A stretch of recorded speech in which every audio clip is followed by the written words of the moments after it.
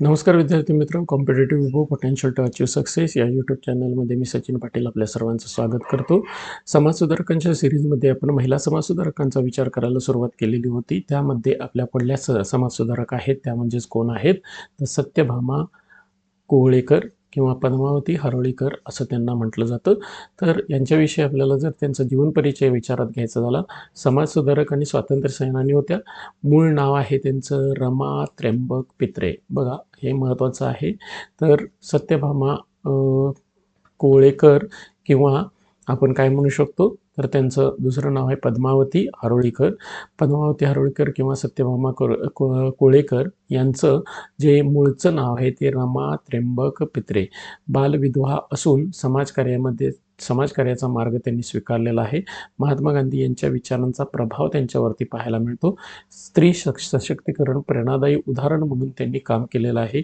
वैयक्तिक अडचणीवरती मात करून त्यांनी राष्ट्रसेवा करण्याचं काम केलेलं आहे.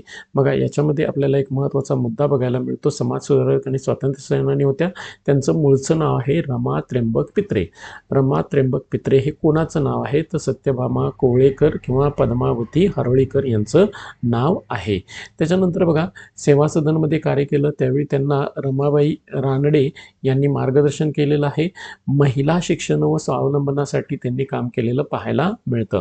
समाजातील दुर्बळ घटकांना योगदान देण्याचं काम, महिलांना आत्मनिर्भर बनवण्यावरती भर दिला. सामाजिक पुनर्वसन कार्य त्यांनी सहभाग घेतलेला पाहायला मिळतो. सामाजिक कार्याने वैयक्तिक जीवनाचा विचार केला तर सूतकताई आणि खादी विक्री हे जीवनकार्य समजलं. महारोगी कुष्ठरोगी या कार्यकर्त्यांची सेवा केली आणि त्यामध्येच त्यांनी व्यंकटराव हरोळीकर या महारोगी व्यक्तीची सेवा देखील केली आणि त्यांच्याशी त्यांनी विवाह केला आणि समाजातील रूढींना त्यांनी आव्हान दिलं. बघा, लेप्रोसीग्रस्त व्यक्तीशी विवाह करून सामाजिक संदेश देणं, मानवतेला प्राधान्य देण्याचा दृष्टिकोन ठेवणं आणि समाजातील समतेचा प्रचार करणं हे यातून खूप मोठ्या प्रमाणात निर्भीडपणे करण्याचं काम हे आपल्याला रमा पित्रे यांनी केलेलं पाहायला मिळतं किंवा सत्यभामा कोहळेकर पद्मावती हरोळीकर यांनी केलेलं पाहायला मिळतं.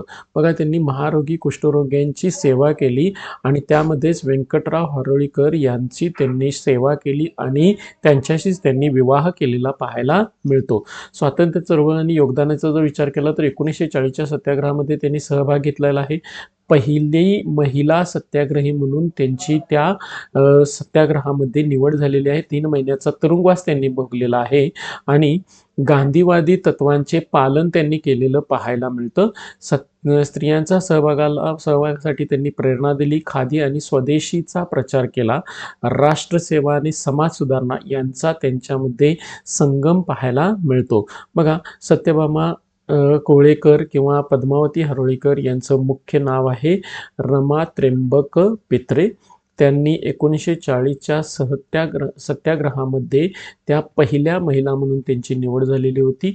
3 महिन्याचा तुरुंगवास त्यांनी भोगलेला आहे. त्याच्यानंतर महारोगी कार्यकर्त्यांची सेवा करणं हे त्यांनी आपलं एक कार्य समजलं. त्यामध्येच व्यंकटराव हरोळीकर या कुष्ठरोगी व्यक्तीची सेवा करत करत त्यांच्याशीच त्यांनी विवाह केला आणि समाजातील रूढींना त्यांनी आव्हान दिलेलं पाहायला मिळतं. तर अशा पद्धतीनं सत्यभामा कोहळेकर किंवा पद्मावती हरोळीकर या एक समाजसुधारक आणि कुष्ठरोग्यांची सेवा करणारे एक महिला, ज्यांनी कुष्ठरोग्याशी विवाह करून समाजामध्ये वेगवेगळ्या रूढींना काय केलेलं ते बघायला मिळतं, आव्हान दिलेलं बघायला मिळतं आणि 1940च्या सत्याग्रहाच्या पहिल्या महिला सदस्या म्हणून त्यांची काय करण्यात आलेली आहे, निवड करण्यात आलेली आपल्याला पाहायला मिळते. हा व्हिडिओ तुम्हाला आवडला असेल तर लाईक करा, शेअर करा आणि सबस्क्राईब करायला विसरू नका. थँक्यू.